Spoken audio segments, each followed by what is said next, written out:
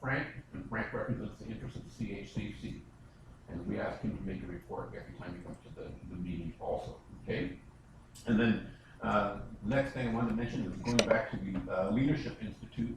So we have a program that actually we have developed and is actually released now through JFK University. That's both in English and Spanish. So it's there, and it's got 2 main modules, which each of one has 4 or 5 sub-modules to it. We took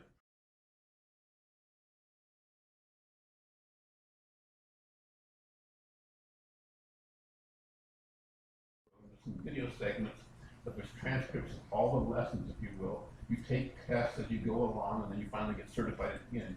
You do that whole program. If that's all you did, it would take you 4 hours to go through that first segment of module 1. So again, the first one has 5 modules, the second one has 4, something like that. There's 9 total right now. So there's 11, and 2 are undeveloped right now, but it's something like that. But anyhow, there's plenty there for anybody to go into it. Now, I think it would be wonderful if you guys had a chance to actually look at one of them that we did yesterday as a preview. Personally, I was not impressed with the what I'll call the maneuverability of the site. I think it's hard to find your way around in it, and I think when you have a site that's hard to maneuver, it makes it difficult for people who want to complete the program. But I think it's got great content. It's just hard to find your way around it. All right, that's a separate issue. In any case, we have a grant from Wells Fargo of $20,000, and JFK is asking to be paid. So Judy and I and Leonard are working on something that works for both us and JFK, because right now we have 46 people who are registered for the program. But of those 46, only 3 have actually done anything, and they haven't done a whole hell of a lot, to be quite honest. So I think we're spending a lot of money on something that is not being used.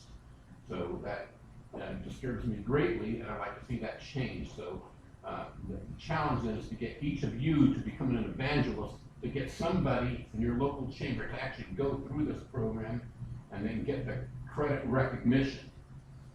They know at JFK when you've been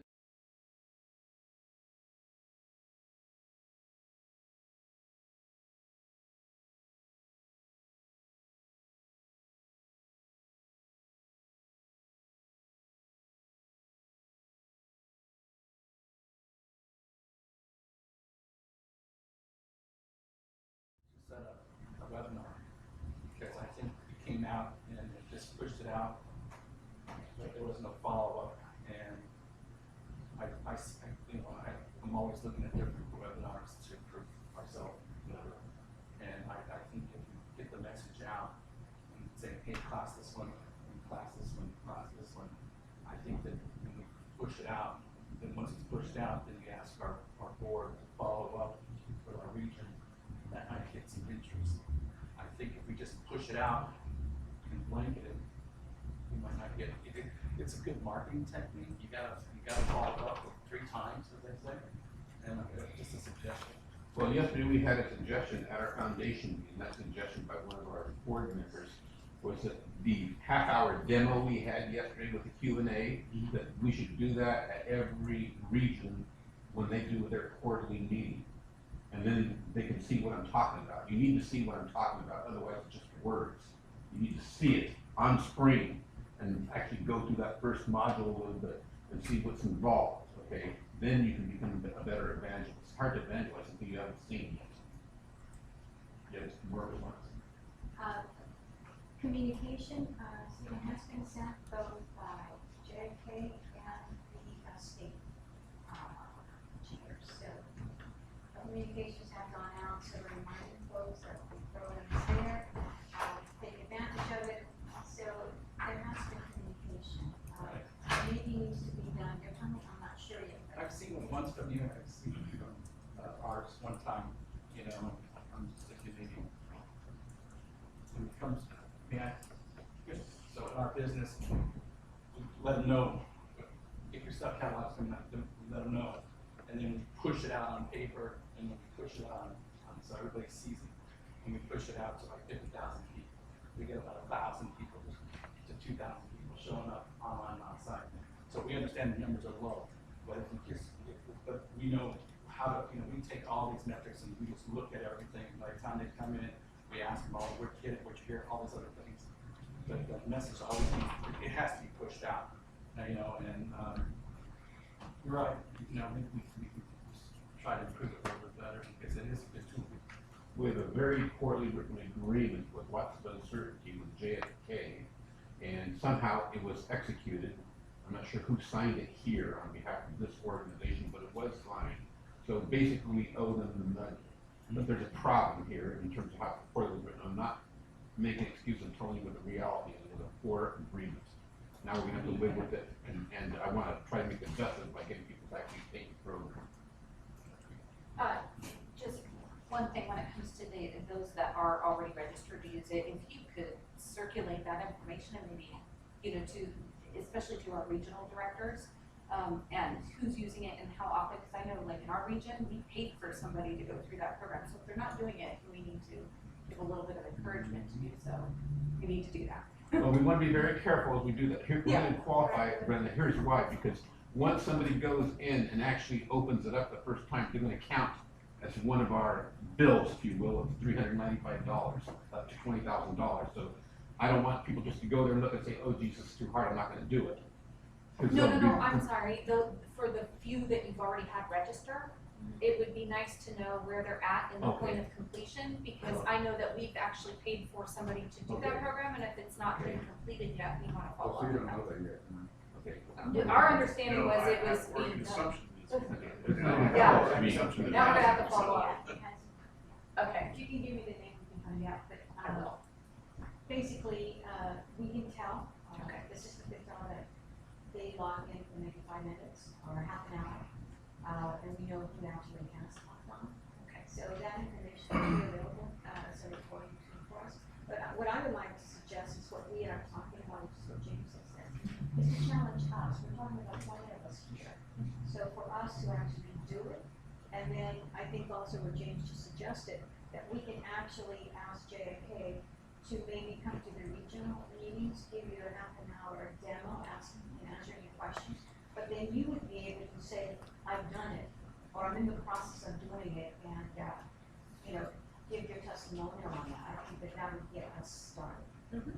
Maria, did you have a question? Well, I know, I know that some people from the local chambers were given an opportunity to take the program at no cost. And I know that I had a conversation with you told me who the person was. I just wonder if we need to refresh that list, does everybody know who's been approved through their local chamber? Because for us, I know we had elections, and so that person may have changed, so we need to also encourage them, those people that were provided the opportunity to encourage them to compete. And if they're not going to compete, then that spot can be given to somebody else, right? And maybe that will help to drive some of, the participation. The list is provided by the state, prior to your elections, absolutely. And so the decision that was made was either the chair or the CEO, CFO of that chamber, one or the other. Sometimes it was the same person, right? Sometimes it was different, but it was either the CEO or CFO, or the CEO or the chair. And that's for the selection came. And so, yes, the list was given to JFK based on the state. I just wanted to reiterate that Gabby and myself are gonna be traveling the state, and we're gonna be, bringing the program with us, telling everybody. We're gonna be at every regional meeting. Great. Thank you. Okay, a couple more things here. I want to complete this. So our focus this year will be on grants, getting grants for the organization. On the subject of board member participation, we had one board member, Max Villalobos from Kaiser in San Diego. And I think it's possible, I actually met him 2 years ago at our meeting in January 2015, but I haven't seen him since then. So I'm going to probably call him and excuse him from the board and put him on some kind of advisory panel. Because my way of working with the foundation is, if you're just taking up the seat, you're not doing anything. I don't need you. I want people to raise money for the organization and deliver programs. Next one is, issues that we resolved last year. We had signature, resolution. That question. Just some procedural rights. I don't believe you were appointed to the committee, right? I think you No. were appointed by this board. I don't know who did this. It's a good question. I don't know.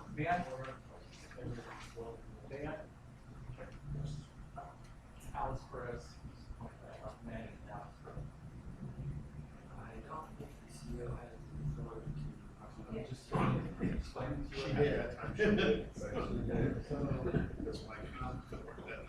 It might be very appropriate, because it's very sensitive subject to, if you're going to encourage them to move on, you might want to have the authority of aspect.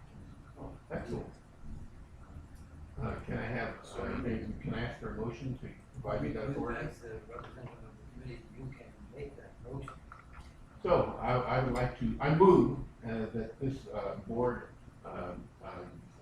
grant me the, opportunity to, make a call to, Max and excuse him unless he makes a very good argument of continuing to participate in the organization. But I haven't seen him for 2 years. I'll second that. Discussion? So, it sounds like essentially removal of a director for cause, failure to participate and show up. That immediately. Without cause or specification, you don't need to go through a hearing. Well, that begs the question of what the bylaws of the foundation require us to include the city. Well, I'm glad you mentioned that because yesterday I had a discussion with Leonard about becoming the general, the counsel for the foundation. So I want to put him in that official capacity. He's gonna work with me and he's gonna provide me a letter so he can give me some official advice here. Right now, I think he's just fine. Right. I'm just raising the question that there may be certain requirements of the bylaws of the foundation with respect to removal of the director. If no one's gone back and looked at those and figured them out, you may be telling James to do something that he's not authorized to do, or there may be some other vote that needs to take place. So part of that, I certainly respect your knowledge of the law. These are Robert's rules of order on procedure. So, it's very clear in Robert's, if it's not clear in the bylaws. As you know, Robert tends to be rather thick, so not all the rules are part of the bylaws. But you can dismiss somebody for cause or without cause. If you do it for cause, then you need a process, a due process. So you need to know who the complaint is against you. You need to have the opportunity to be able to respond to that, confront that, and there is a collective procedure. That's going to take some time. You can also remove people without cause. And our bylaws for the chamber, I can't speak to the foundation because I don't think I've ever seen it. But for the chamber, the rules for the removing somebody for cause and without cause are the same. So in this case, I don't think you need to tell him why he's being dismissed. I think you're going to probably encourage him to recognize that he's already dismissed himself. Well, also true, Dennis, if I do have copies of the bylaws, I can share those with you. The bylaws, according to them, you serve a 2-year term. His term is expired too. So Unless it's academic. so, but I'm going to thank him for his service and formally excuse him unless he wants to make a pitch for it. No, it's done. It's done. Okay. The bylaws, 2 years. You and I were extended specially here. Are you withdrawing your motion? Well, I can't withdraw, the group owns it now. But I can just disregard it. I don't know, because we've already discussed it. The good news is he was just getting voted, but it's really academic if his term is up.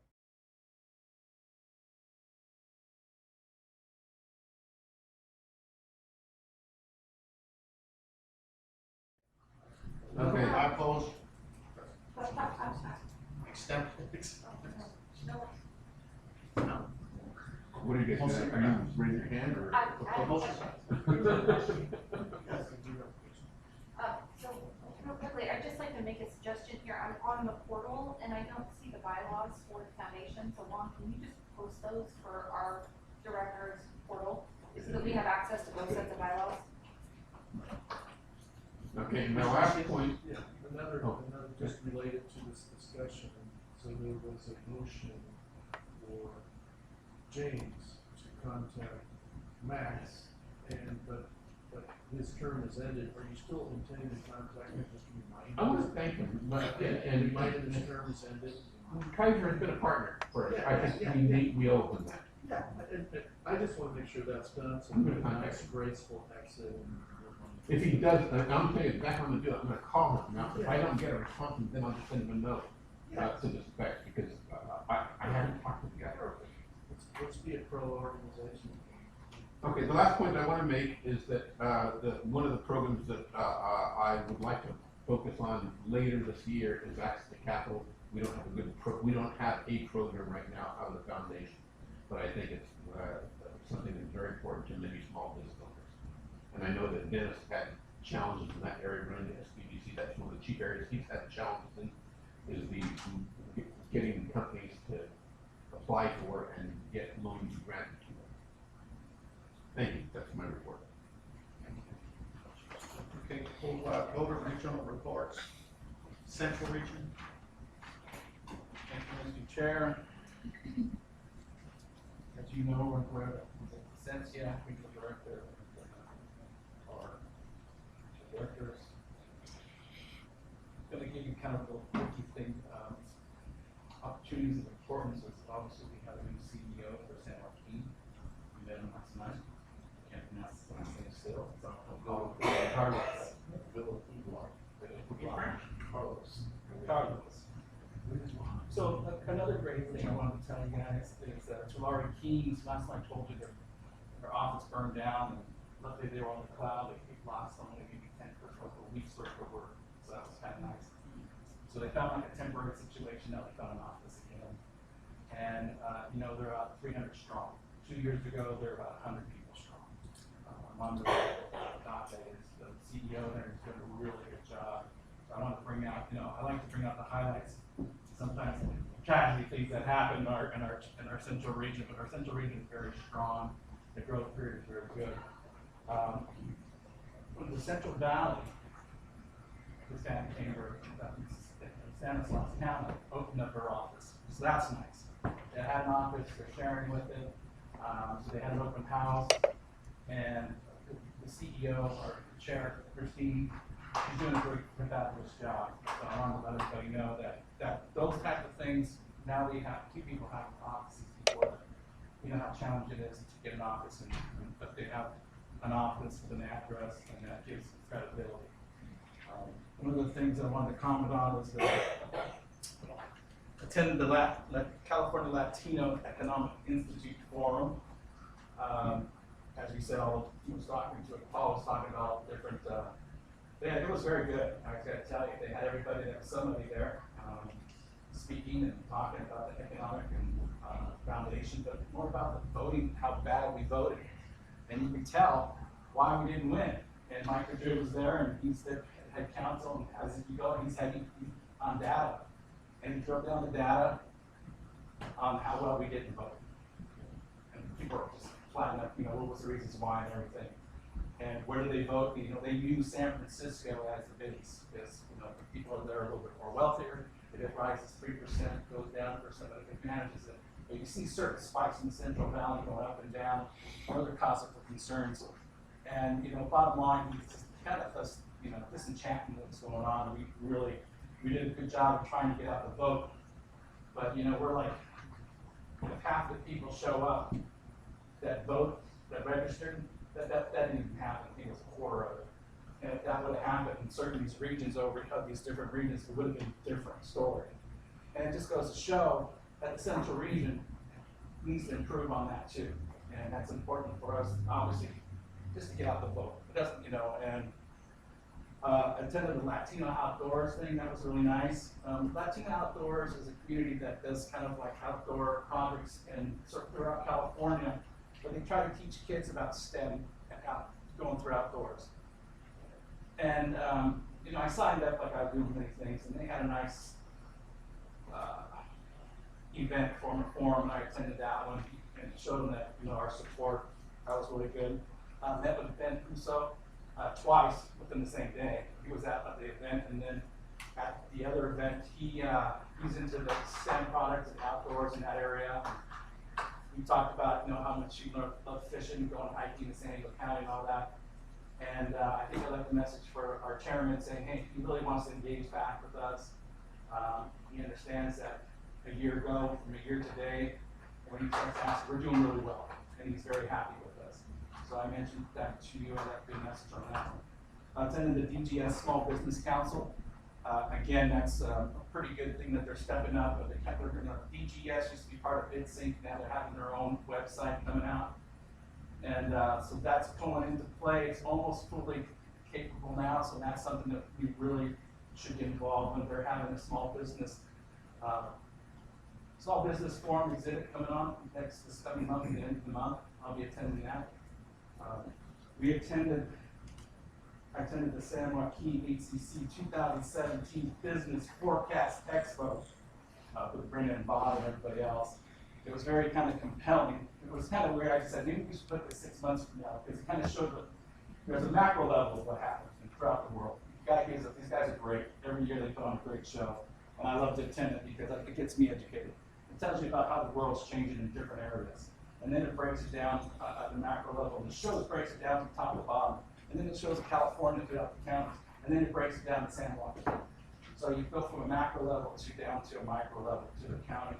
And it shows how they're tech and everything's over here, but this is transportation, logistics, and ag. So you see how different things are compelling, but more important is how the building process is going to be play. And that's happening throughout the Central Valley of Sacramento too. I also attended the Central Valley HCC Dinner and Awards. And guess who was our main MC there? Mr. Bob Gutierrez and Brenna. So Brenna, myself, and Bob were there. We showed up in strength. And so in 2 days, this guy's up there. One day he's on the panel, the next day he's MCing. You know, Paulus is ever getting out there. Brent and I were cheering him on. She's all hitting the glass, and everyone starts talking. But it was actually well attended. They have outgrown their event, and that's positive because this is their second one now. And now now it's out. They had to get more people out there. Now I said, you know what? That's a good problem to have. That means you're doing positive things. So that's kudos. Met with Assemblyman Jim Cooper. I'm glad he showed up. He's a very good advocate. He's going to be here for our legislative day.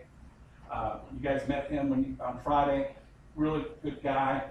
He's got over 30 plus years, and as our sheriff in the county here, also as the vice mayor and council member for Elk Grove. So it was really nice. Met with Jose Perez, our CDUC chairman, and he was going to attend yesterday, but he didn't want to wear a shirt and tie bottom with us, so I'm just kidding. But he, as you know, you guys and you can work with him quite often here. Jose Placencia met with the new CHCC president out there in Fresno. Attended the city breakfast, the state of the city. Met with President Castro out at Fresno. Brenna has been working with a couple things down there in Kern County. She's doing a good job out there. And she showed up at the statewide small business for Caltrans. And she's on the panel there for San Joaquin. We, as a state chamber, still haven't filled our vacancy. We need to do that. If you need to do that, I'm already part of DGS, I don't have a problem. But that's been a vacancy for about a year. In closing, we did really well. Thank you very much. Just 2 quick points. First off, you mentioned something about DGS. We're involved in that, and there's some conference coming up. DGS stands for Department of General Services. Many of you know that. We're a state agency that oversees a number of things, but one of the things that we're concerned about is it oversees small businesses in California. As you know, you can't be a certified diverse business in California because of Prop 209, but they at least do small businesses in California. Many of our Hispanic businesses are small businesses, and they can get certified from DGS. And one of the certifications that allow them to do that is the CMAS certification, California Master Services Award schedule. I'm one of those, and let me tell you, there's a lot of opportunities that come through that, especially if you're certified as small business and you're certified as CMAS. So I bring that to the attention of the board since you mentioned it, because we should make sure our procurement committee, addresses those things and makes opportunities for those businesses of ours to get involved with UGS. So that's just more of an emphasis in case we don't have that on our radar.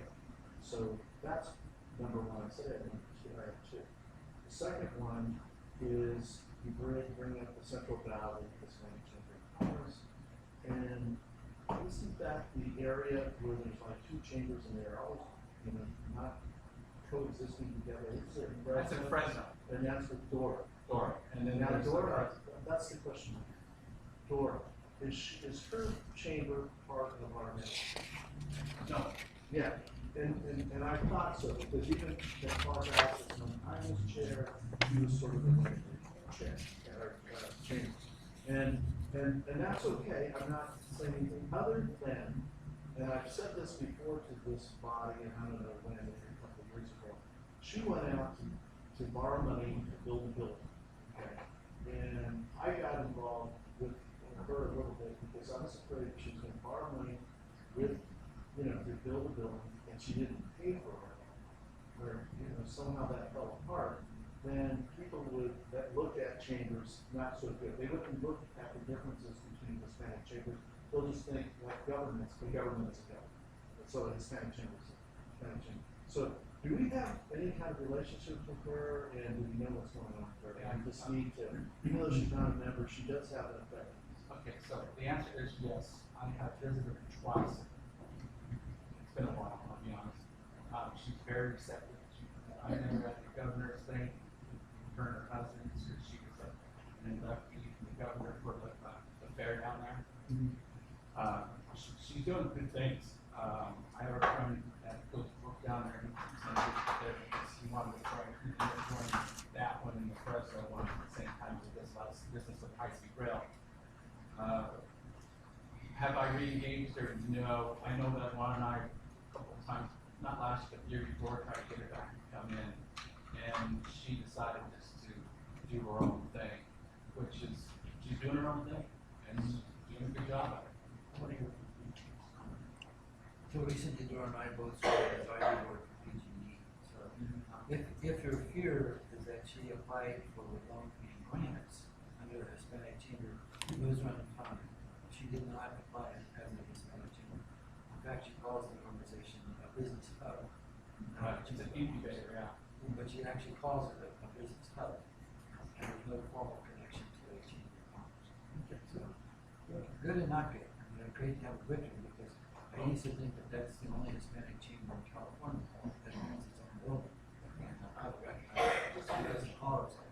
So, If we ever want to go down there and have a meeting, and I have. it's always open. Yeah. She's always open, she'll open it for us.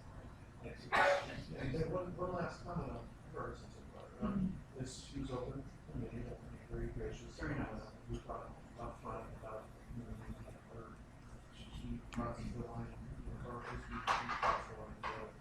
But one last thing is that when we were looking for a new presidency, Alice Perez, she was a candidate.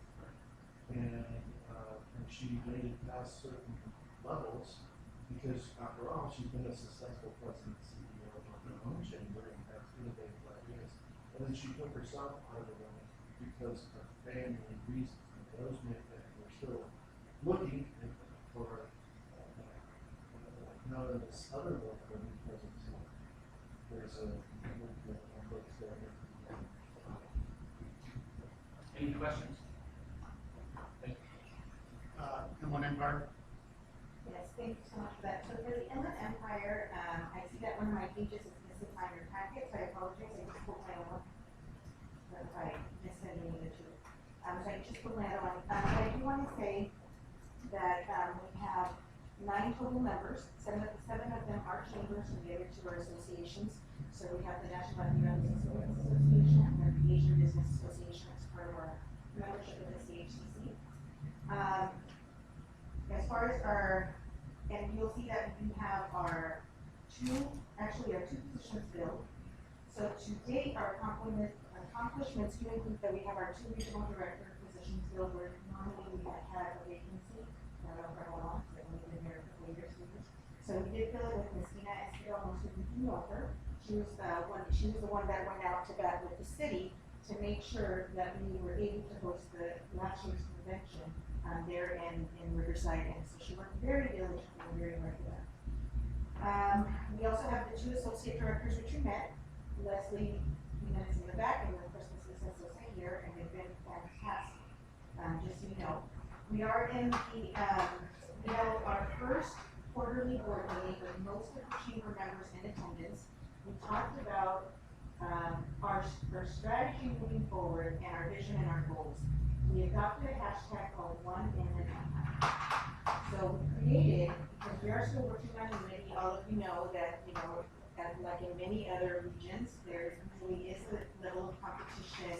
There's something that's happening with the chambers, but we do want to continue on working on unity throughout the Inland Empire, so we adopted the hashtag One Inland Empire. We did create a Facebook page that is dedicated for the Inland Empire, to the Inland Empire region.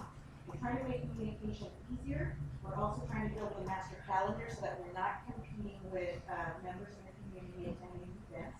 We are talking about the different opportunities that will be presented for everyone. The other thing that we talked about is that we want to make sure that every association and chamber in the area, not just the ones that are our members, but especially the ones that are our members, they should have some level of state participation at least at their major events. Now, it's very difficult to do when you have 9 associations, right? And only 3 people at Surrounding Board. So that's one of the reasons why we have the associate directors. And so what we're going to do is, once we provide the master calendar for us, is we will rotate, we will assign a certain area or certain events to per associate director chair. But then we're also going to rotate that, that's just one of the thoughts we have. That way the entire Inland Empire is covered throughout the year and they get to know everybody. We are going to also do like an open house at one of our, one of the cities that we cover, which will be Corona. And so we're going to do that so that we can introduce everyone. But the other thing in promoting unity is we have asked each of the member chambers to provide at least one associate director from their chamber to be part of this body. And then that way there's more engagement and there's more trust. And that way they can feel that they are also, or they will see that they are represented. I guess they'll feel more representation because they know that somebody from their board is now also part of this, and they will also be in training, we'll say, for an upcoming region director position. So that's something that we're working on.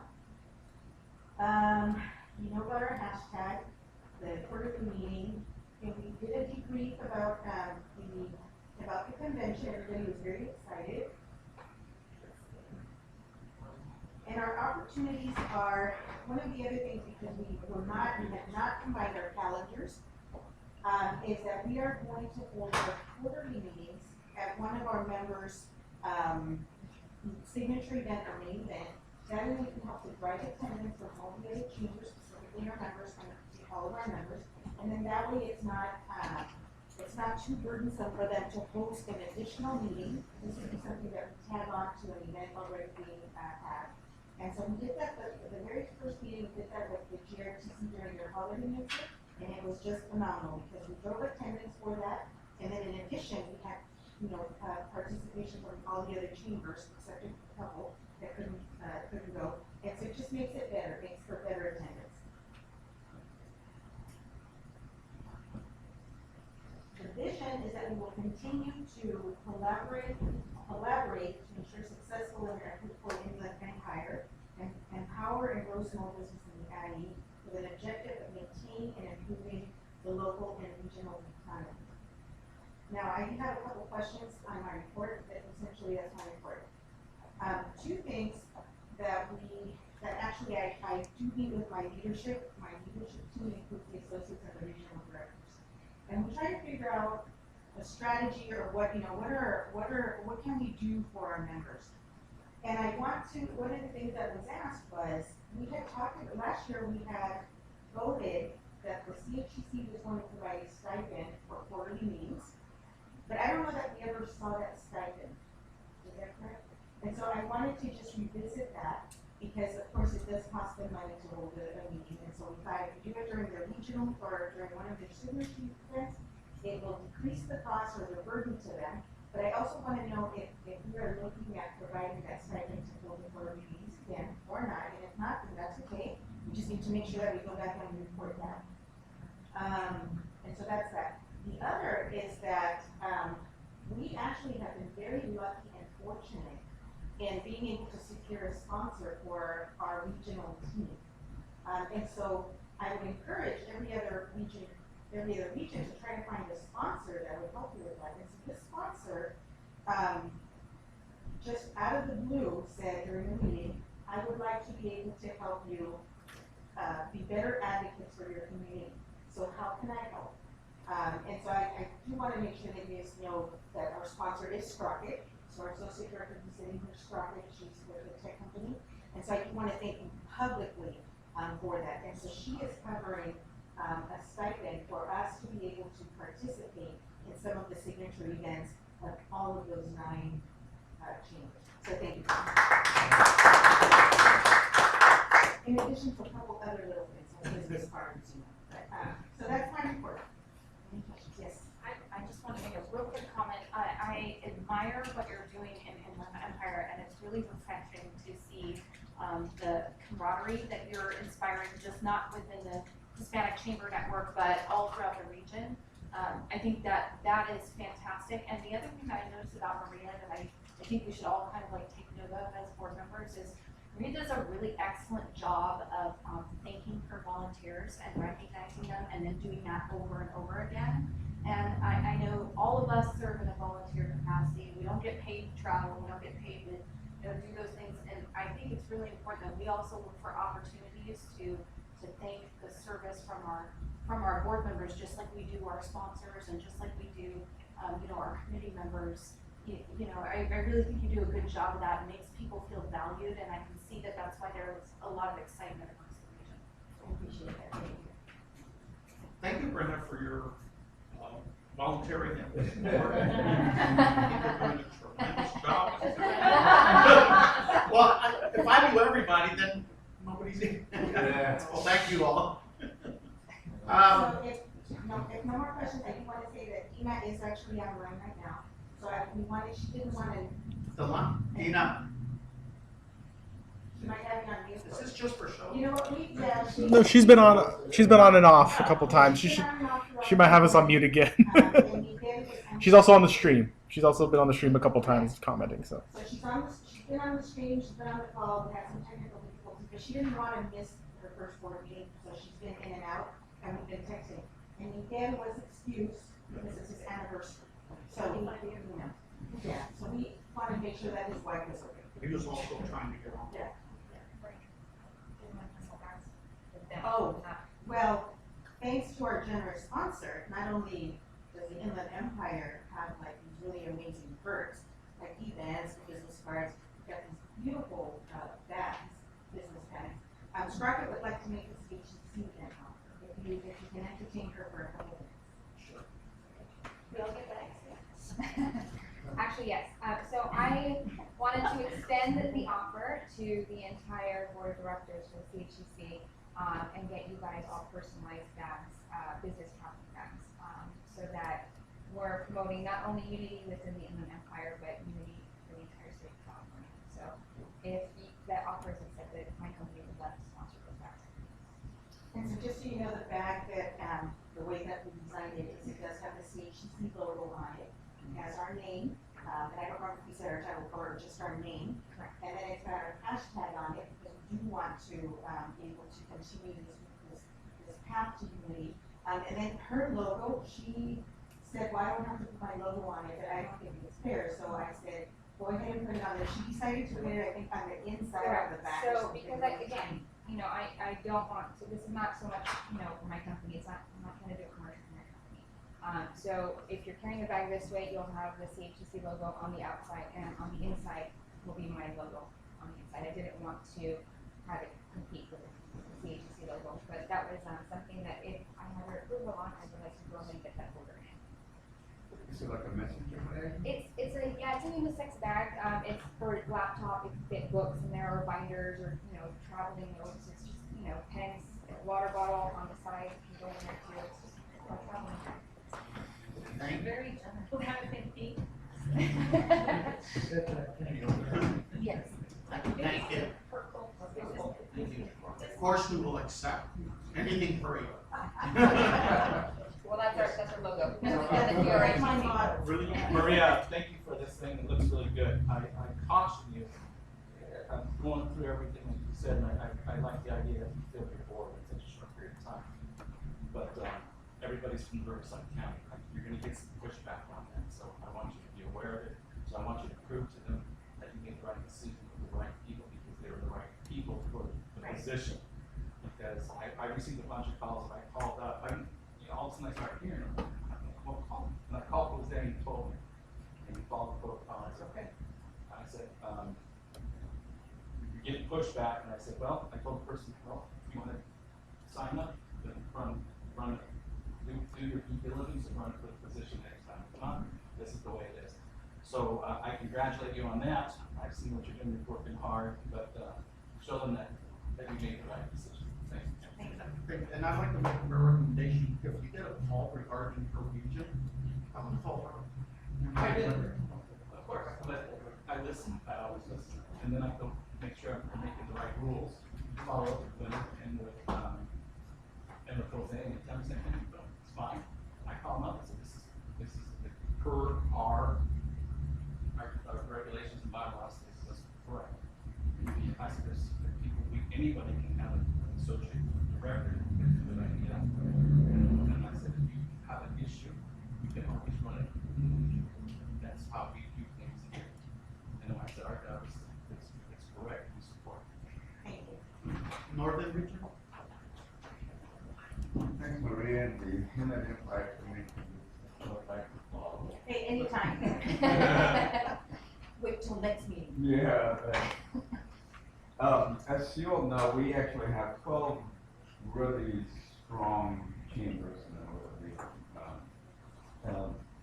Except for a situation in Alameda County, which was put upon at the end of my report. We really have a good set of chambers that really get along very well. As a matter of fact, we have members that belong to several of the chambers throughout the region. So, having said that, I think this time, what we tried to do at the last board meeting, which was in December, which was hosted by our secretary's spouse there in Vallejo, it was successful because we got a lot of folks representing even part down of San Jose. So with that, I just wanted to say that we wanted to focus on what we wanted to do as a region, because again, all the chambers are really very active, and I know that because I get a lot of emails for all the stuff that's actually going on. Then it's not saying me every couple of every couple of days or something, but that's because he's very active.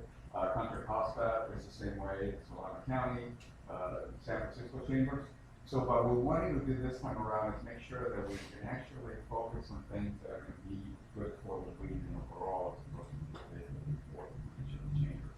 So we got at least 3 major projects that we're working on. One is to update our contact list, not necessarily sharing all the databases, but at least making sure that we have the leadership, and not just the president or vice president of the chamber, but members of the board, where we can disseminate all this information so that we're not just relying on one person to be able to forward all that information.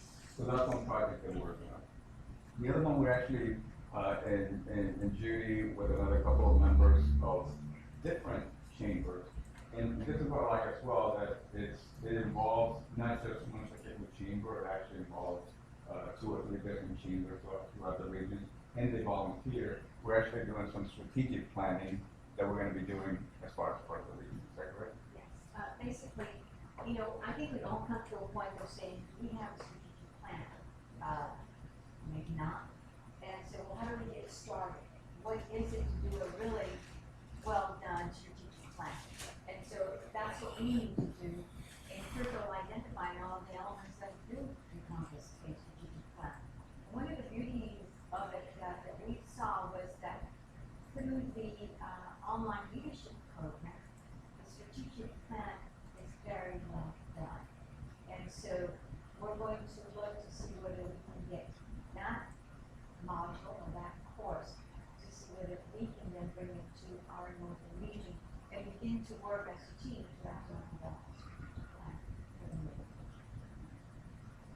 So, again, you know, anything that you come up with, anything that you think is valuable to the rest of the more than happy to take that from folks.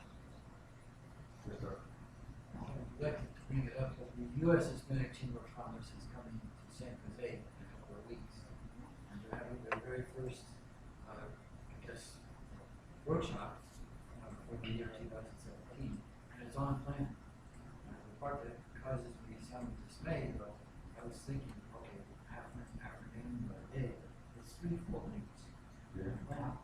So I'm not sure if I can afford that, obviously, but I just want to at least call it to attention. It doesn't cost anything in terms of dollars, and it's covered for that. What are the dates on that? I don't quite remember. I think it's like this, I think it's on this 20 something. It's a Wednesday, Thursday, and Friday of the week of the 20th. Then there, of course, the main event is obviously making sure that we do have a very successful convention. And so what we, and what we're all committed to do, everybody that was in that meeting, was to make sure that it's, even though it is critical, we should have support from the local chamber, whether it's Sonoma, whether it's Tampa Sister, whether it be down in the peninsula. We want to make sure that everybody was committed to making sure there was success. And we're talking about all the college and everything. So with that, we're going to be able to hopefully also try to figure out ways of, like you were mentioning, try to come up with ways of finding different sponsorships where we might be able to get sponsorships, not only for the event, but also for the region going forward. So I think that's a great idea. Okay. So that's what we're planning. I do have to thank the group with Judy and Julio being the directors, and Leonard and Carlos who are the associate directors, because it does take a few months to do this. And this is and I have to also give credit to the man who actually put this whole, sort of format together. Mr. Duran here, who actually was the guy who actually even volunteered me into that associate position. And then, here we are. So, It's supposed to be temporary. yeah, it's something, everything is temporary. So anyway, that's pretty much my report. The only other thing that I want to discuss with you folks, and it's really not odd, but it is kind of interesting, that in Alameda County, we've had one chamber that kind of went dormant for the last couple of years after the CEO passed away. And interestingly enough, now we have 3 groups that are actually not only the original chamber folks, but also 2 groups that are actually interested in actually occupying that space and, representing the economy. So, with the help of Carlos, with the help of Joe Partida, we're trying to coordinate to see whether they want to work together or whether they want to just work apart. As it's happening in San Jose, with the Agrupación in Silicon Valley, they can coincide in the same, area without much of a problem. I don't think there's been much of an issue there. So we're hoping that whether they can work together or whether they can, combine forces, we'll be able to do that. And one final thing, it's new folks really would be the main beneficiaries of the JFK leadership program, because some of these folks, no matter how well intended they are, they just don't have, the experience and the guidance to be able to just, follow what they're supposed to do. Any questions? I just want to make one statement that Evodio Wallet in the Contra Costa Chamber has been doing an incredibly good job of marketing. I think other people see what he's been doing a wonderful job. He's really everywhere, every week. I agree, and I meant to mention his name because not only is he Contra Costa, really being involved with it, he's also dipping his toes into Alameda County, but, yeah, he's very active. I see a future board member here. Yeah, there you go. I agree. Bo does a great job. I actually speak with him almost like once a month. If you've seen his interviews, he gets in there and he starts going to every supervisor who's running, boom, microphone in his hand, talking to each one of them. Next week, doing another round, doing another round. So he's actively engaged in his techniques and the way he's doing his marketing, it's very, very uplifting because you're seeing a guy, you know, HIC, back in the day, we were number one, and then went dormant for a while and brought it back. So it's really nice to see somebody put some energy into it. So, like I said, I think you and I thought I see a future board member with this guy coming up because he can make some really nice things happen. That's my report. Thank you. Southern Region. Mr. Chairman, fellow board members, thank you. And I'm glad you saved me for last, I took notes for the other regions. So, for our Southern Region, as you all know, I'm fairly new in this position. I've reached out to all our members, we have 9 members and 4 affiliates, and I happen to know most of them except for the Oceanside and San Diego areas, so I need to reach out. And my goal is between now and our next board meeting is to try to attend one of the events for all of the organizations. We have a new executive director for LALCC, so I still need to meet with him. I haven't reached out to him yet.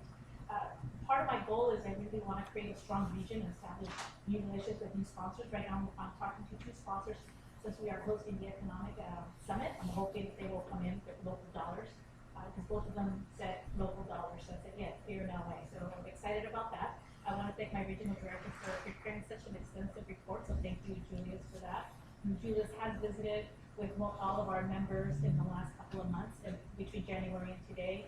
And whether it was a phone call or email, and he's also visited them. I'm also talking to 4, 5 other chambers of commerce, the Commerce Industrial Council of Chamber of Commerce, City of Commerce, the Hispanic Business Network, the Greater LA African American Chamber, and the Asian American Business Chamber to become affiliates. And I also extend an invitation to join our economic summit, so I'm hoping that they will join us. I haven't reached out to Sandy Cajas yet. I do have a relationship with her, so I'm hoping we can bring her back aboard. Albert recommended Hector Mendoza as a regional for the Southern Region. I reached out to Hector and nothing reached back to me, so I'm going to try him again. I like him. He is a business owner. He's been recognized. We recognized him at the convention, and he does a lot of it. I met him a few years ago, I think, when we did our convention here in Sacramento, and he does a lot of business with Southern California and Edison, so I know he has a good relationship with both Alma and Eric. So I'm hoping he'd like to join. I think he'd be a good addition to our board once we go through the interview process or whatever it is that we need to do. That is all I have to report. You know, we're excited again to be hosting the Economic Summit and look forward to seeing you over there on March 5th. Thank you. Thank you. We're done with the old business, we took care of that. I guess now with new business, the only thing here is to ratify the foundation chair. Who don't play with it? No. Well, I don't think so. He doesn't. What I have to say, just kidding. So, Mr. Chairman, I'm a member of the foundation as well as this board, and I move that we appoint Graham as the chair of the foundation. second. Discussion? Yes, Vice Chairman. Okay, call for the vote. All in favor, signify by saying aye. Aye. Any opposed? Any abstentions? Congratulations, Mr. Chairman. Been on that for a week now, so. Okay. Open discussion. Am I missing something? No, I just wanted to bring some for open discussion. And it's, I don't want to make it a real sensitive issue, but there's something I'd like to bring forward. I know we, now with the establishment of our advisory council, and then also some of our, forgive me, associate directors. I think it's important that this body establish a code of conduct for those groups, and that we ask them to, you know, on good faith, sign something that talks a little bit about their representation of us as CHCC. I recently, just scrolling through social media, came across a post that I think is, although it could be described as personal opinion, at the end of the day, we're all here representing a business organization and making sure that we're doing so in a light that's credible and positive and with integrity, I think is really important. And so I just think that we need to remind the folks that are now coming into this body and affiliating themselves with us that they would abide by the same standards. So perhaps if we could work on taking the existing code of conduct that we have and looking at circulating those to our new folks that are involved with the organization, that would be a good first step. And, can you Confidentiality? give a little bit more information on why, who, what? Well, I just think that there may be situations, and I'm not bringing this up to cite a specific example, other than to say that I think that there are situations in some folks that may be loosely affiliated with our organization may be comfortable with sharing, you know, what they consider to be personal views that are appropriate. But at the same time, I think it's important that we as an organization and our members that are representing us in that capacity are doing so with professionalism and credibility and integrity, and certainly not looking to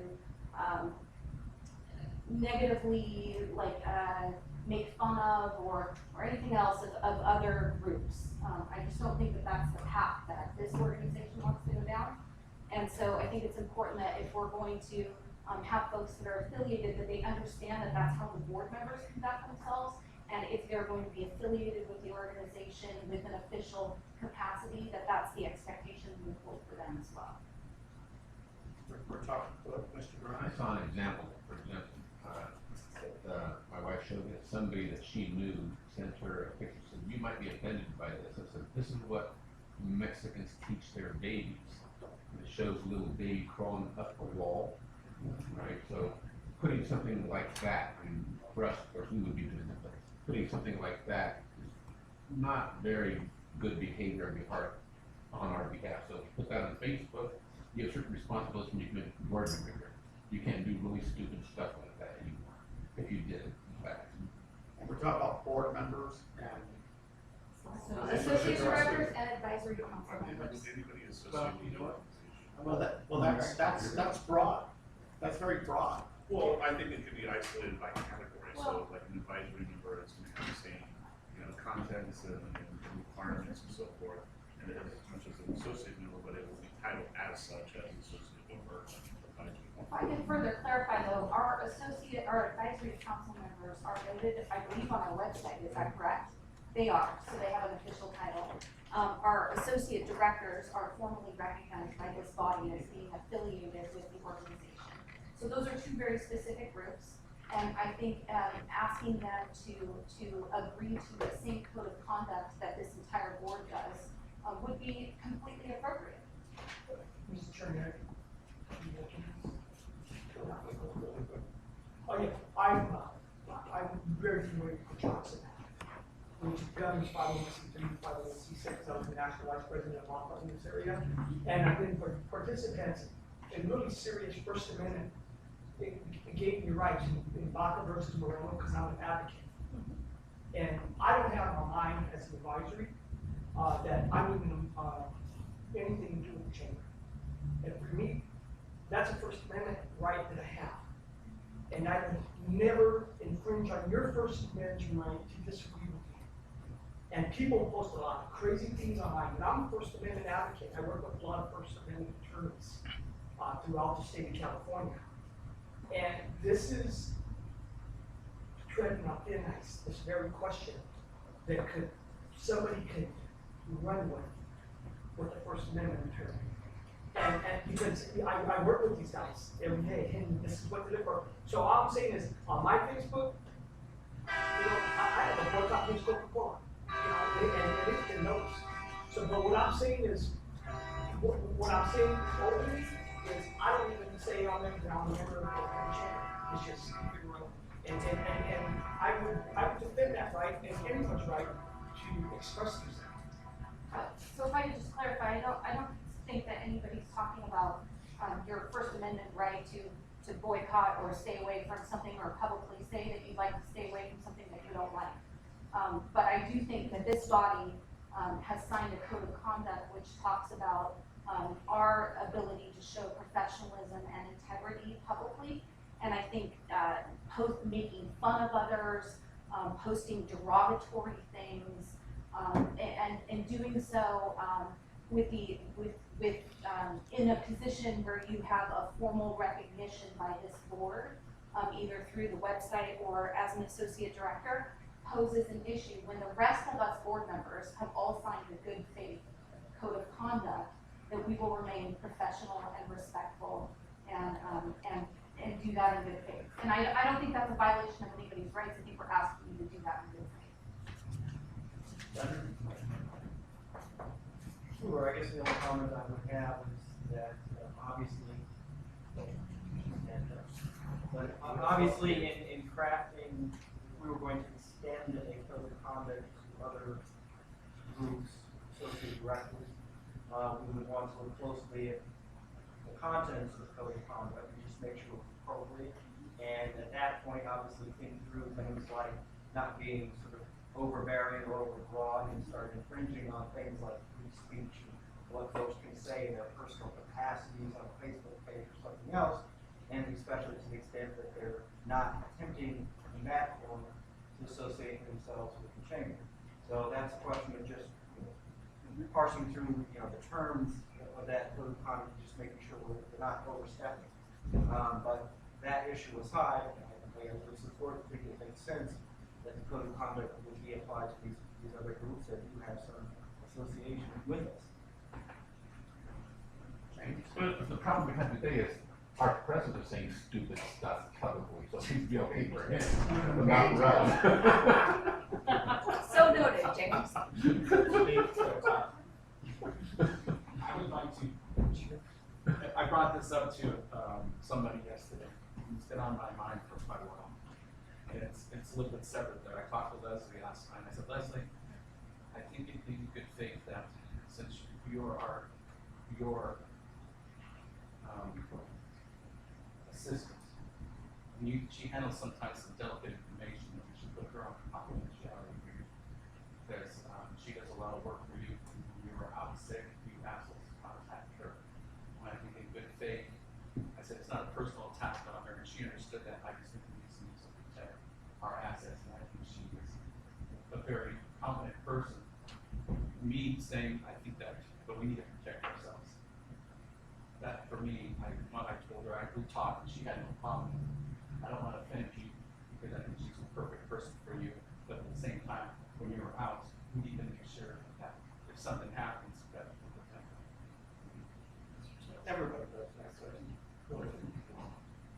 know it's a delicate area, but we don't have any rules against on our board having a bigot or an ignorance. We don't have rules against that.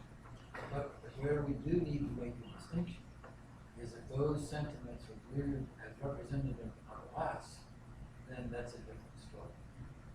So if somebody wants to express something that's stupid and arrogant, they're entitled to do that, completely separate from us.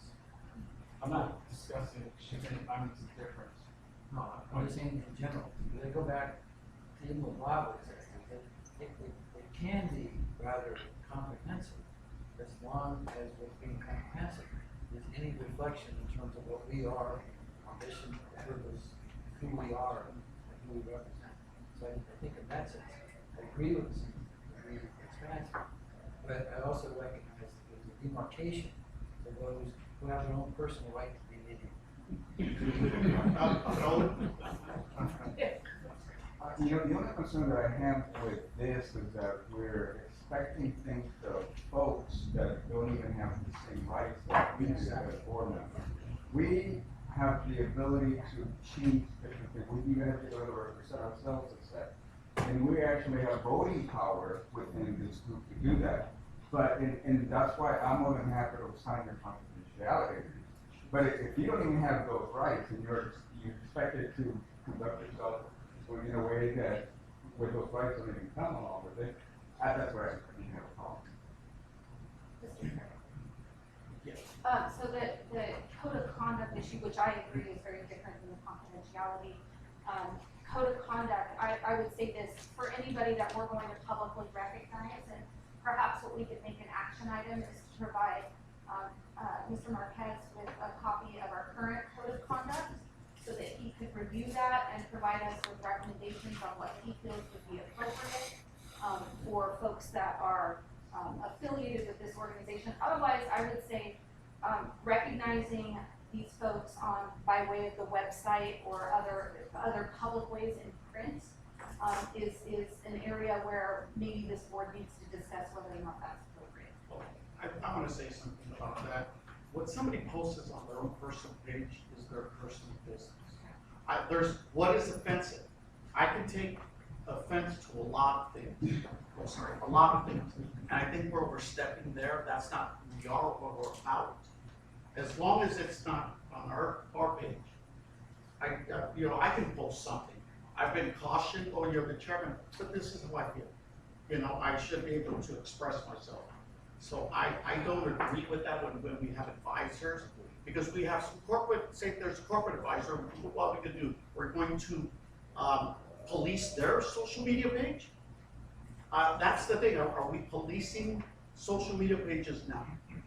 So I think you're still misunderstanding. Nobody's saying anything about writing a code of conduct that has to do with what you post on your social media. What I'm stating is, I'm asking that we give a code of conduct and ask them in good faith to sign that says that they will represent this organization with integrity, with good conduct, with professionalism, and that this is something that they are signing in good faith. And so maybe the next time they're thinking about posting something, whether or not they feel it's appropriate, if they're looking at it through the lens of, could this be associated with me being affiliated with this organization? They will give it thought before they do that. I don't think there's anything wrong with asking people to do that. We all signed one, right? And it was what you just said, you could post whatever you want, you still sign. Right. So, and I think what Vern's point is that anyone who's associated with can still sign one, and to your point, still be second. What this is alluding to is taking that second step and say, I made a conscious decision to go beyond CHCC and do it personally, but at least you're holding yourself to a standard to say, I'm never going to cross that line with CHCC, and that way it can never be brought to, at the end of the day, saying, oh, well, they were part of CHCC, like, well, we have this. So the minute somebody brings it up, at least we have something to point to and say, well, we told you this could be a possibility, and it happened. So if you don't do that, you never have that ability to say, yes, I'm a part of CHCC, and you can never be associated. I understand that that's And again, that's right, but you did it as the chairman, I did it, we all did it, so. Maria?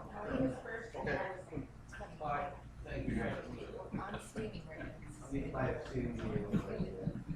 don't see nothing problem with that those fellas to sign the paper. Like he said, all of us will sign. Not only that, it is good to have them to sign something because it's a formal. I mean, not only that, so every region empowers them. What they feel they're part of the group too. I mean, you have to be associated just because we assign them. I mean, it's kind of informal.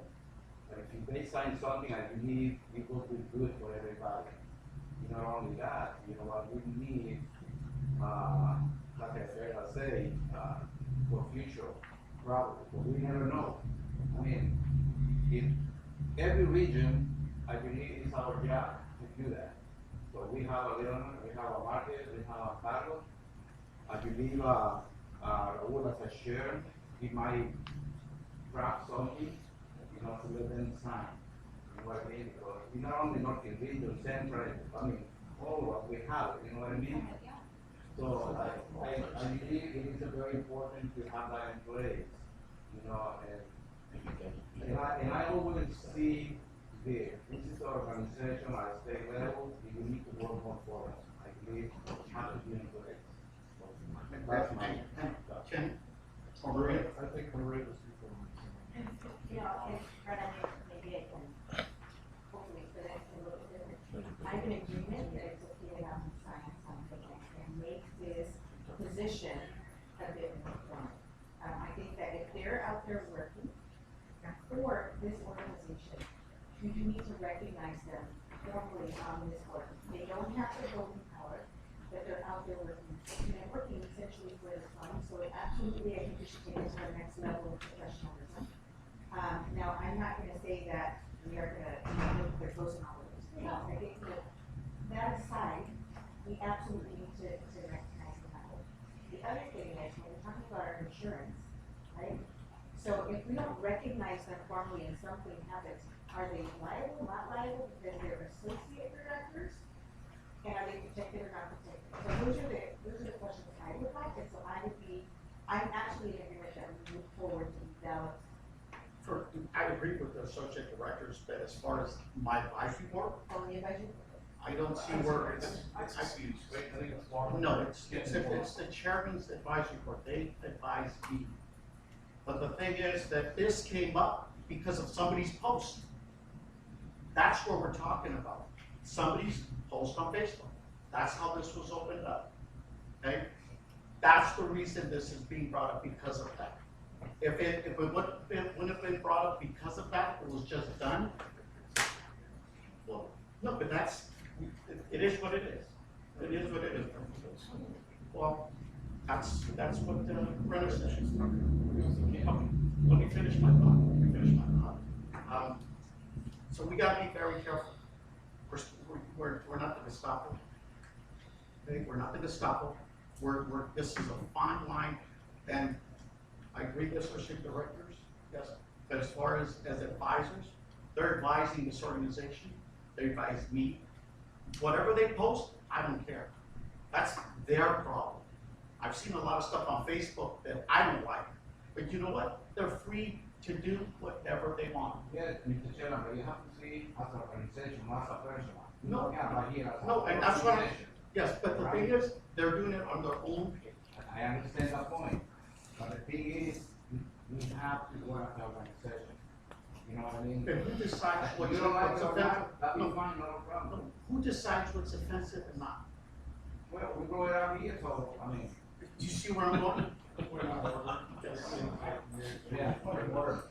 Different point of order. We get a We case we have an agenda. I'm not sure where this discussion fits into it. Right, we just did the foundation chair, actually legislative day. Everything is done. Even the topic about blanket.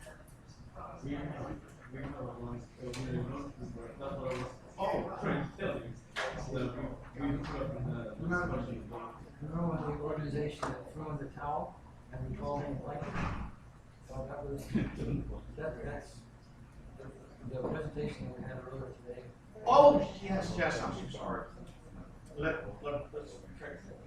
How much, I mean, we don't need to do it now. It's just- No, we can do it.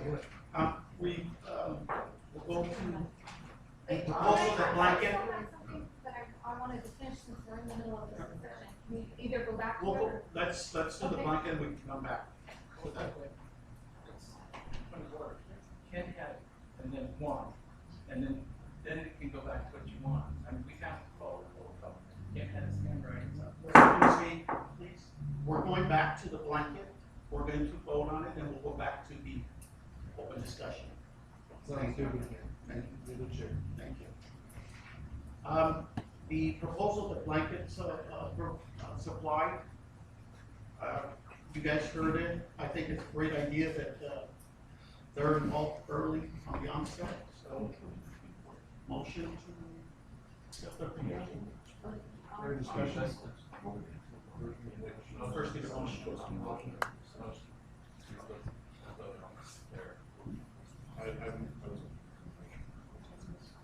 Is that a motion? Make a motion. I put the motion up to the. Well, I move. Make a motion. when you say I move, that is making a motion. So are you saying I move to approve the proposal? Steve, are you saying I move to approve the proposal, or are you saying I move to look into the proposal? I vote. To vote to approve the. I wish to amend that. If there's no second, there's no motion, if you wanna make a new motion. Is there a If there's no second, there's no motion. Someone second this motion. I move to have direct staff to investigate more with content marketing and come up with a proposal with a timeline and cost basis, with the scope of work, and come back to the board with the proposal. And I second that.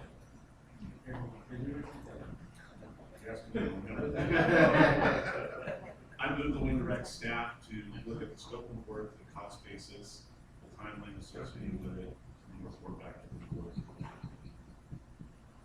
How soon do that be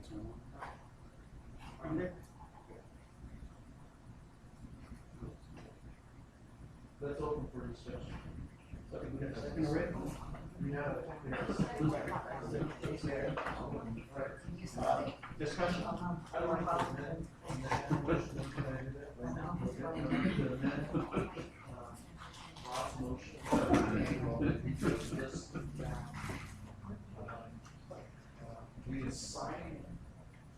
We assign to staff, to do everything that Ron says, to give them the authority to sign the agreements and move along. Okay? Without anyone. Without any more, the staff knows. Do I hear a second? You second? Yes.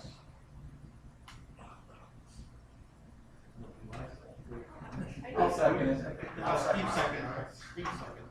Okay? Okay, so, So the motion then is to authorize the staff to whatever levels that they're satisfied, has the authority to sign. To the levels that Bob mentioned, that wants to see. Yeah, but Bob's was to bring it back to the board. So your amendment, your motion to amend is just to authorize the staff to go ahead and sign. Chair, you signed this, is that correct? You signed my findings? yes. Okay. Let's go to correction. Not staff, the chairman. No, I think you said the staff, his motion that you seconded was to authorize the staff to go ahead and sign. Yeah, Now, he's not signed. All right, what I'd like to do is staff. I thought we were gonna incorporate all this. My amendment is to authorize the staff to sign the agreement after review by a chair. So you don't have to bring it. Yes. And this one's second? You need a second? You can, second? Thank you. Okay, discussion?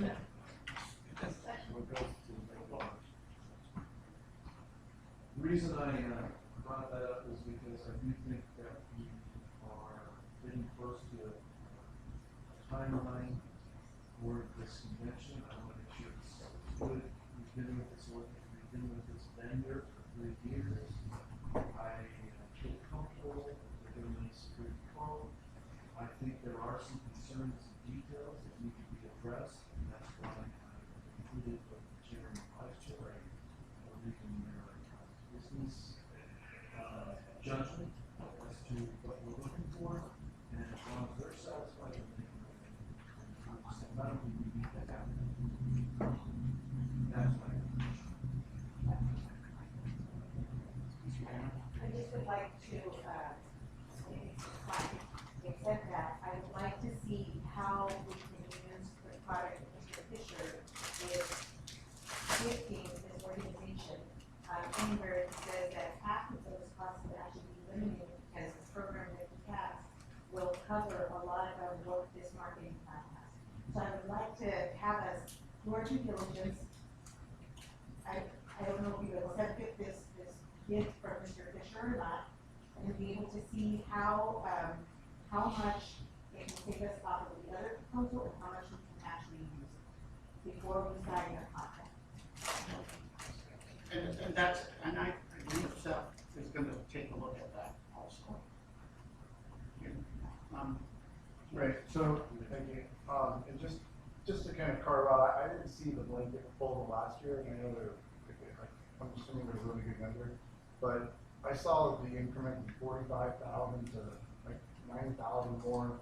And some of that technology, I mean, the folks in Blanket, are they from the northern region? So I know that they charge like travel, expenses, per diem, all those costs to go to Riverside. I would see that would kind of shave off if we're in their backyard now. Plus the idea of the app. I know we have people in our organization that can do the app. I don't know of any marketing or event folks that ever handle that technology without outsourcing it.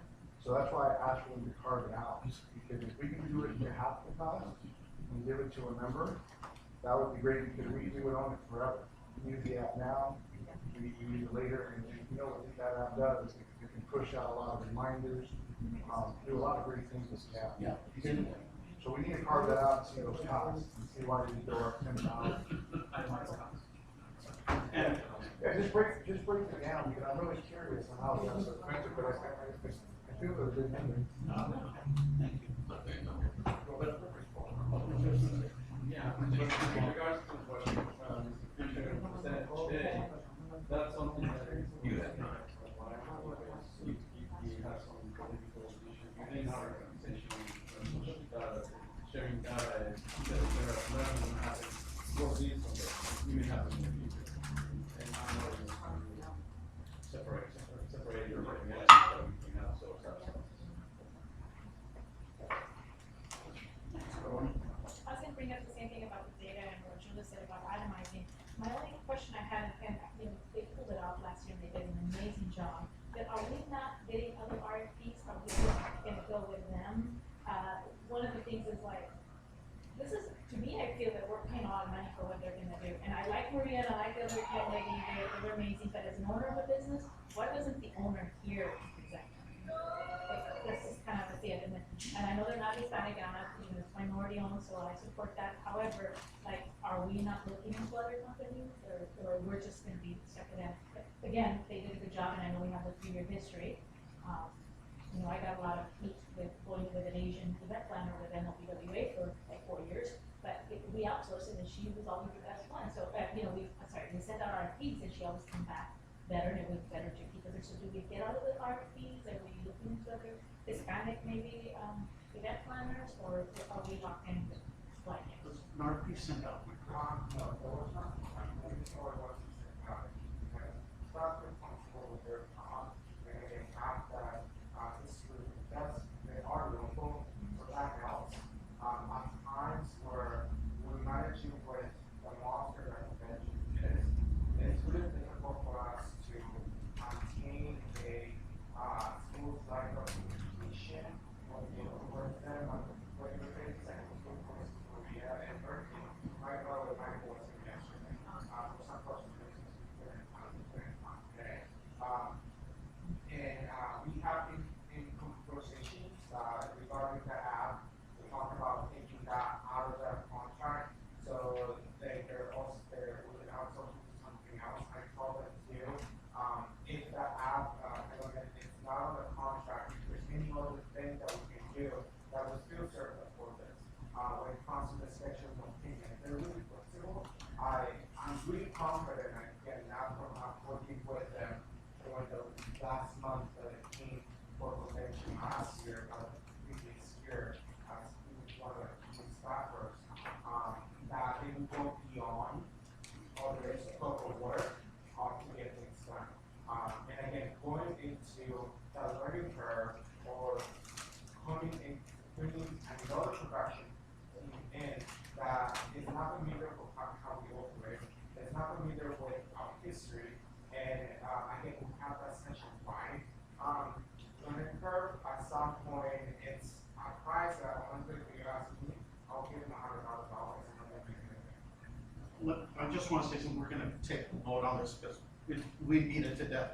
We have to allow staff to recommend, if they're comfortable, they've worked with them, they have a track record. I agree, I just wanted to know. Okay. I'm, call for the, He's not the extra negotiator, but we pulled a lot of things last year that are also production. call for the vote. All in favor? Oh, repeat the motion, Mr. The motion was basically to accept, blanket, to accept blanket as our vendor for the convention, subject to the review of the chair and the vice chair, considering all the input that you've gotten from people of concern here, taking on the net or whatever, and making sure that, so we can review it, get on it right, and that was the motion. Not in a lot shorter words, okay? Okay, all in favor signify by saying aye. Aye. Any opposed? Any abstentions? Abstaining? Motion carries. Oh, please.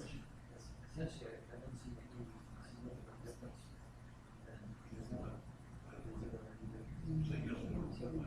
The only difference is that you wanted to bring it back to the full board. Correct. And we were saying, So we should go back to his motion as amended. Which is essentially the same. Okay, so we said another one. Okay, all in favor? Of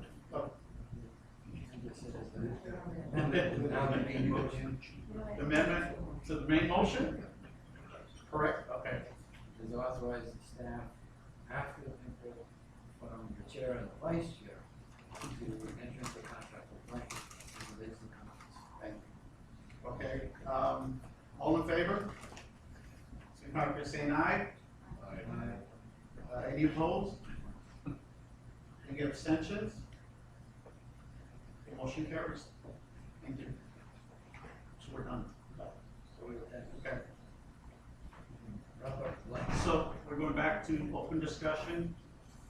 Okay, now I want to sit on this one for too long. So what I'd like to propose is before we just shut anything down, I think that as a matter of best practice, why don't we reach out to, there's a couple of organizations such as the Western Association of Chamber Executives, there's also the Association of Fundraising Professionals, and why don't we seek their best practices as to what they do with advisory councils. If in fact they ask their advisory councils to sign codes of conduct that are good faith efforts to represent organizations with professionalism, that would be my proposal, that we look into doing that. Just one thing that I will say. Yes. I'm a person who's on record of telling out Donald Trump's evil rich at the Federal Reserve. I make my living on First Amendment and testing the First Amendment so that you can enjoy the fruits of telling your city council who's misspending your money where to go and feel free. If that offends people, then you're giving up your rights. I am telling you that what you say may offend them. But remember, it's our duty to fight for your right to disagree with me and protect that right. Even if it offends you. Like he said, Donald Trump, every day, the stuff he says, if you remove that right based on your supporter of him, and it might offend this person over here, then because somebody knows that I'm an advisor, then you're defeating, you can't effectively advocate for your people, because you may be advocating for an industry that they disagree with and they find it offensive, so who's going to be the godly judge on that? I'll say nothing more. Stephen, I am certainly not saying that I would withhold anybody's First Amendment right to say whatever they want. I'm simply saying that by signing a volunteer code of conduct to conduct yourself in a professional manner that shows credibility and integrity, that when you are representing this organization, shouldn't be something that's looked upon as negative. And I'm simply saying that this body should not be afraid to look into what best practices are from other like-minded organizations on whether or not they do that. I realize that you have a job to do. I realize that many of us have a job to do to represent the industries or small business professionals that we all represent, and sometimes that can be controversial and sometimes that can be upsetting, but at the same time, I believe that if you are going to represent this organization, that you should have some sort of a document that you've looked over that says that these are what we consider to be important aspects when you're representing this organization, and we hope you keep them in mind. And I'll say this, that again, I bring a staff perspective, and I want to speak on behalf of both Laura and Alex on this one. But I don't agree with your argument and with your rationale. I think that once you are associated with this organization, people look at you for your affiliation with this organization. I will tell you too that there have been times that even our sponsors were friends with our own board members on Facebook or whatnot. They called me and said, "Did that really happen?"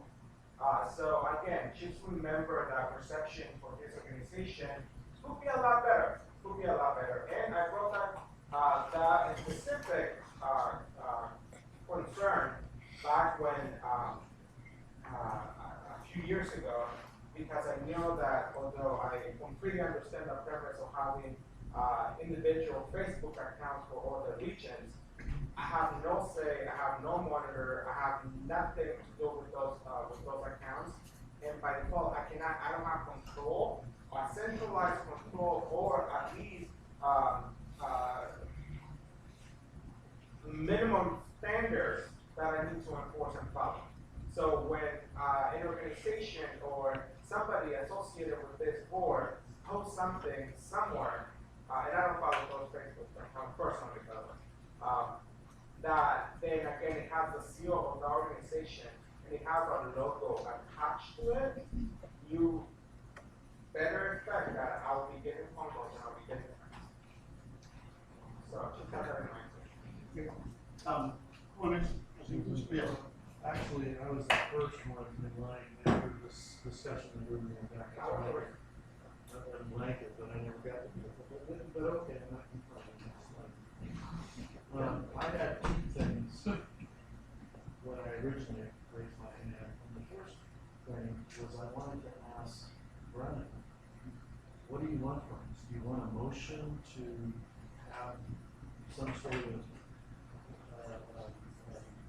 have whoever advises and whoever represents us as associate members to sign an agreement? Is that basically a sign of ethics agreement? At this point, what I'd like is just an action item for somebody from this board to be designated to work in conjunction with Mr. Marquez to do some exploratory discussions with other organizations that practice this as best practices, and I'd like to move that we look for that information and bring it back to the board so that we can decide if we want to implement a code of conduct. Okay, and I said I had two things.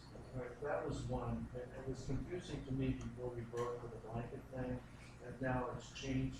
You have to commit to having money, and so that seems, may seem reasonable to us both. Okay.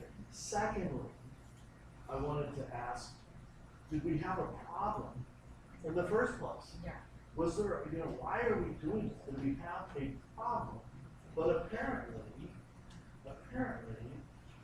we have some, it didn't seem to me like we had a problem. Usually when you have a problem, that's when you want to fix something. But apparently, we're looking ahead. And that we have people outside of the board that have an impact. And that might know some confidential information about the workers of something committed into it. And so, am I reading that right? Because I didn't know if we had a problem. So is that basically it? Yeah? So I would say I can't speak to the confidential information, but I do think that this is forward-looking for this organization as we begin to broaden our scope and our affiliations outside of the direct board of directors, and I think this would be a good next step to explore. Okay, and he said, and Bob said he had a problem? No, I think Juan still out that this is an issue that he's actually not. Okay, that's all I need. I wanted clarification before I.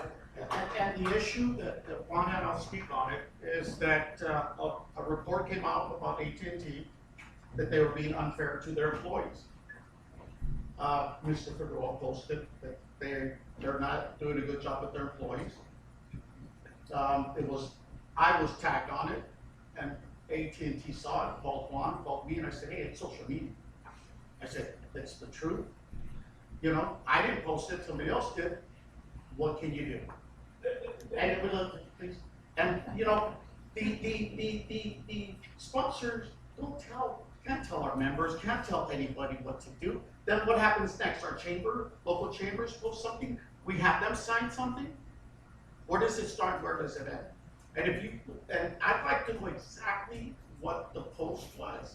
Sure, So, but actually, because it is not what you're referring to. No, I know, but what is the post that brought Well, this the on? post that I saw, and this was just a personal reflection, the post that I saw was a picture of an elected official and next to a picture of somebody who looked like that elected official, but in fact was not.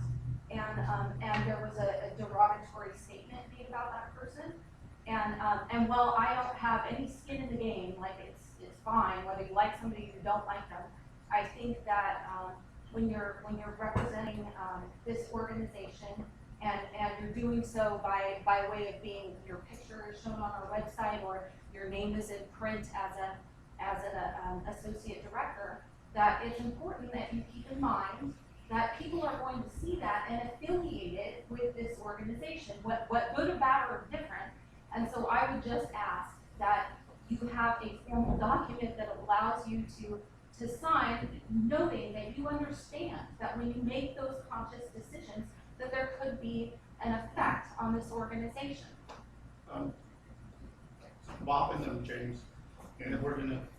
And just to follow up on that, and Frank, to your point about AT&T, I think our responsibility as board members shouldn't necessarily be to blow it off and say, well, that's social media, I have no control over that. I think it gets back to needing to communicate with who the problem is. So in this particular case, you cited with AT&T had to do about employees in the company and everything else. We have a partnership with AT&T. So when something like that comes up, I think it creates an opportunity that we missed, that we could have said, well, listen, let's talk about this issue. Yes, I was tagged in it. Yes, it's social media, but one of our individuals responded to it in kind, and we need to go ahead and address that. So how can we sit down and do that as being our corporate sponsor and as being our corporate member? And that way you're not setting the stage for something catastrophic down the road where AT&T says, well, great, they're just a couple of crazy guys that don't really care. They're not looking to come up with solution sets. They're just going to fly off the handle and then not have no needs to fix it. And we're supposed to be the fixers here, because we represent the small businesses that want to go to the AT&Ts and get contracts, want to go and work with their services. And if we're cutting off our noses by the face, we're not going to give us the opportunity to do that. So we're going to prioritize our corporates instead of our members? No, instead of our I community? think you just missed the whole point of what I just said. We're cutting off our noses by the face because it directly impacts our members. And so more inquiries that one gets. But when you go before the keys, Please. James, okay, and James? I think we should be careful about creating blanket rules. I think it's very easy to take an individual situation when somebody here does something really stupid. You can do what Donald Trump does and say, you're fired. We take some disciplinary action. We can HR back if we want it. When they do really stupid stuff, we don't need to. I think it goes contrary to the principles of entrepreneurialism. We're not overrated there. So. The intent is good. I understand that. So. It's, We're adults here. Act like adults. yeah, except that our board members already are doing that. So you have signed a code of conduct, Maria has signed a code of conduct, everybody around this table has signed a code of conduct, and we've done some good things, and we all share our personal opinions on social media, and we all do things that, Judy may not agree with something that I post or whatnot. I'm not looking to get into the weeds here. I'm just saying, having a document that we can reference that explains to folks that are not board members of this organization how we choose to represent and conduct ourselves professionally, and we would ask in good faith that they would look to do the same thing when they're representing this organization. Why is that a bad thing? Like, why are we beating a dead horse on that? Wait, it's voluntary. Okay, we'll take this into advisement. I will meet with Leonard and discuss this, and also bring James into the loop on this, because I think it's a slippery slope here. So are we gonna have a motion, or are we just gonna do an advisory thing? Yeah, I will get with Leonard and Dennis. And, Well, Mr. Chair? Yes. Since I brought that up in the first place, if I could be a part of that discussion and also provide you with information from the Western Association of Chamber Executives and the Association of Fundraising Professionals, I think that would be relevant information to your discussion. you can send us all the information that you'd like, but this is more of a legal issue that And I'm I'm on concerned about. governance committee, so it would be appropriate, I think, to be a part of the discussion. That's fine. Thank you. You don't wanna make a motion that you adjourn? Yes. That's right. Oh, I think that's what we're going to do. That's an action item, so we're gonna take that out. Move to adjourn. All in favor?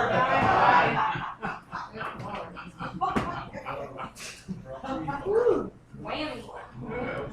We're only 15 minutes. So, 15 minutes,